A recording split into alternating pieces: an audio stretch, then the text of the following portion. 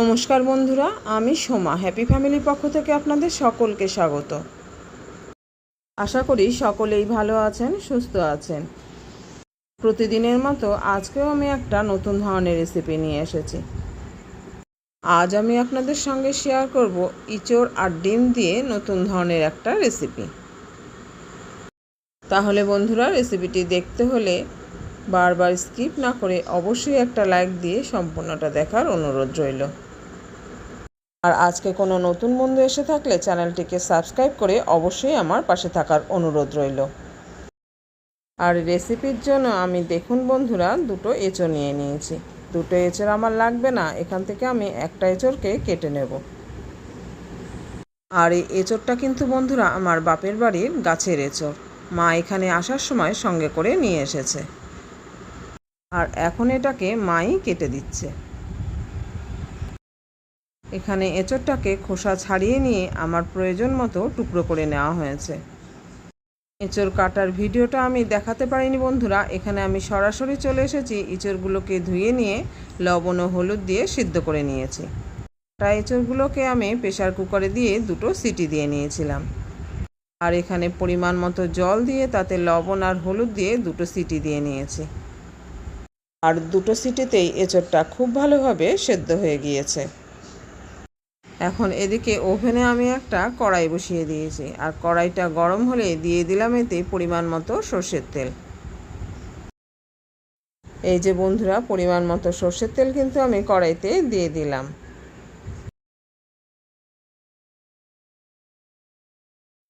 তেল দিয়ে তেলটাকে একটু গরম করে নিতে হবে। এখন তেলটাও গরম হয়ে গেছে, এর মধ্যে আমি দিয়ে দিলাম হাফ চামচ মতো সাদা জিরে আর একটা শুকনো লঙ্কা চেরা।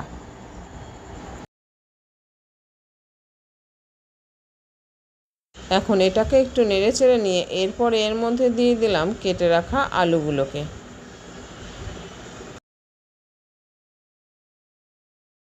এখানে আমি মাঝারি সাইজের দুটো আলুকে এইভাবে ডুমো ডুমো করে কেটে ধুয়ে নিয়েছি। এবার এই আলুর উপর দিয়ে দিলাম আমি সামান্য লবণ। এখন এটাকে ভালো করে ভেজে নিতে হবে।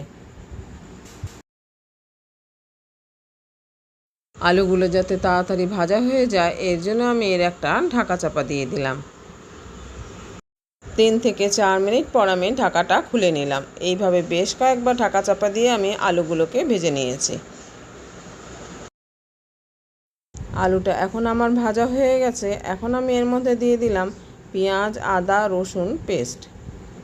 এখানে বড় চামচের 3 চামচ আদা পেঁয়াজ রসুনের পেস্ট রয়েছে। এখন পেঁয়াজ আদা রসুনের পেস্টটি আলুর সঙ্গে ভালো করে কষিয়ে নিতে হবে। রান্নার এই পর্যায়ে এসে বন্ধুরা একবার মনে করিয়ে দিচ্ছি যে যারা যারা ভিডিওটিতে একটা লাইক দিতে ভুলে গেছেন অবশ্যই প্লিজ বন্ধুরা মনে করে একটা লাইক দিয়ে দেবেন। আপনার দেওয়া একটা লাইকের জন্য কিন্তু বন্ধুরা আমার এই ভিডিওটি আরও নতুন নতুন বন্ধুর কাছে পৌঁছে যাবে, আর সেই সঙ্গে আমি আরও নতুন নতুন ভিডিও বানাতে উৎসাহিত হব।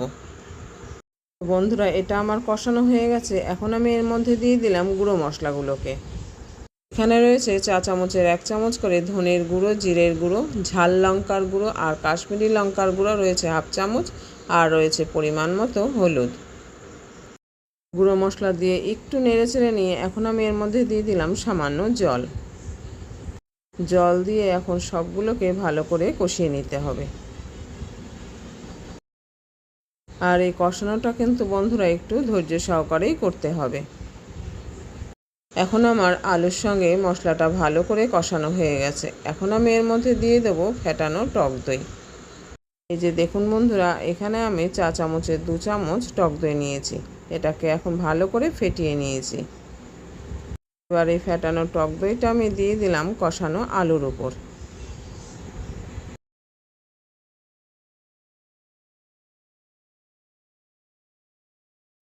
এই যে বন্ধুরা, ফেটানো টক দই আমি পুরোটাই দিয়ে দিয়েছি। এখন এটাকেও আবারও ভালো করে কষিয়ে নিতে হবে।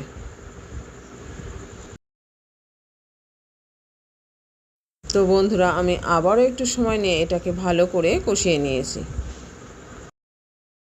এই যে দেখুন বন্ধুরা, এটা দেখেই বোঝা যাচ্ছে যে এটা খুব ভালোভাবে কষানো হয়ে গেছে।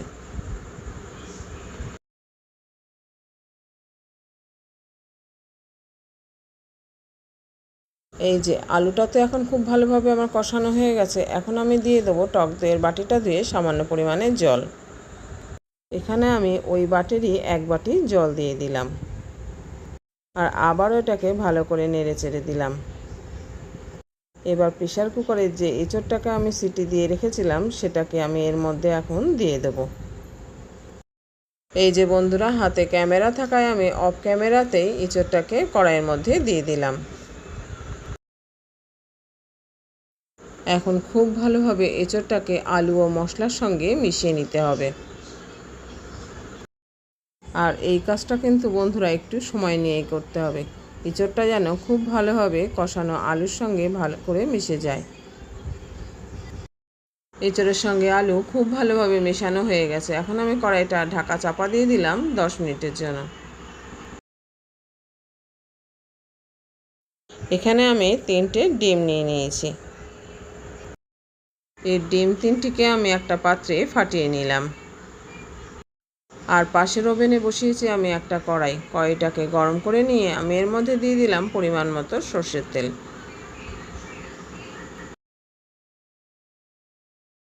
এখন এই তেলটাকেও খুব ভালো করে গরম করে নিতে হবে। কড়াইয়ের তেলটা গরম হয়ে গেছে আর আমি ডিমগুলোকে অন্য একটা পাত্রে ফাটিয়ে নিয়েছিলাম। এখন সেটা গরম তেলের উপরে দিয়ে দিলাম।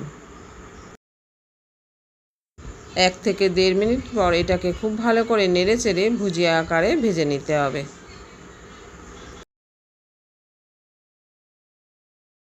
এই যে বন্ধুরা, ডিমটাকে আমি খুন্তি দিয়ে খুব ভালো করে ছোট ছোট টুকরো করে ভেজে নিলাম। এখন এই ভাজা ডিমের উপরে আমি ছড়িয়ে দিলাম খুব সামান্য পরিমাণে লবণ।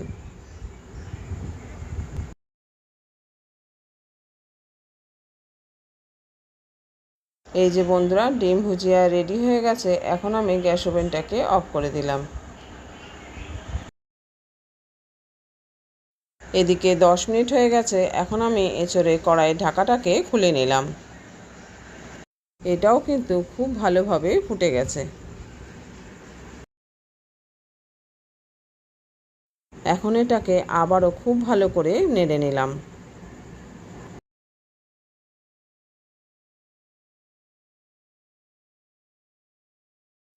তারপর ভেজে রাখা ডিম ভুজিয়াটাকে আমি কড়াইয়ের মধ্যে দিয়ে দিলাম। আবার এটাকে নেড়ে চেড়ে ভালো করে মিশিয়ে নিতে হবে।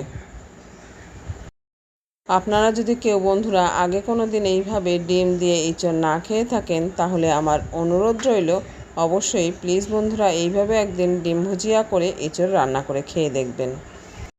ঘরে যদি চিংড়ি মাছ নাও থাকে তাহলে কিন্তু ডিম দিয়ে ঠিক এইভাবে এঁচোড় রান্না করে খেতে পারেন।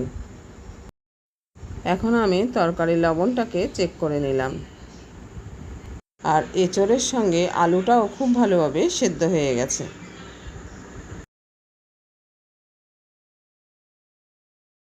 রান্নাটা কিন্তু এখনও আমার শেষ হয়নি বন্ধুরা। এই রান্নার জন্য আসল দুটো মশলা কিন্তু এখনও আমার বাদ রয়ে গেছে।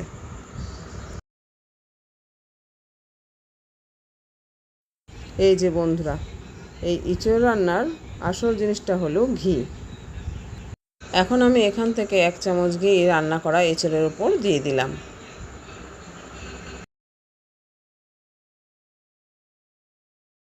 আর সেই সঙ্গে দিলাম 1 চামচ গুঁড়ো গরম মশলা।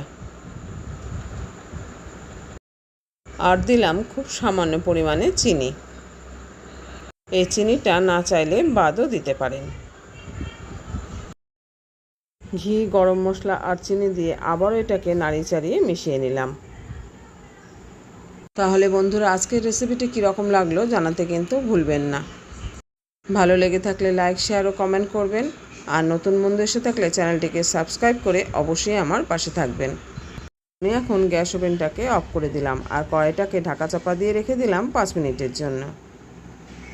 আর ঠিক 5 মিনিট পরে কড়াইয়ের ঢাকাটা খুলে নিলেই রেডি আমাদের ডিম ভুজিয়া দিয়ে দারুণ স্বাদের এঁচোড়ের রেসিপি। তো বন্ধুরা, আজ এই পর্যন্ত। দেখা হচ্ছে পরের ভিডিওতে অন্য কোনো রেসিপি নিয়ে। আর যে সকল বন্ধুরা আমার সঙ্গে এখনও রয়েছেন তাদের অসংখ্য ধন্যবাদ ভিডিওটি ফুল ওয়াচ করার জন্য।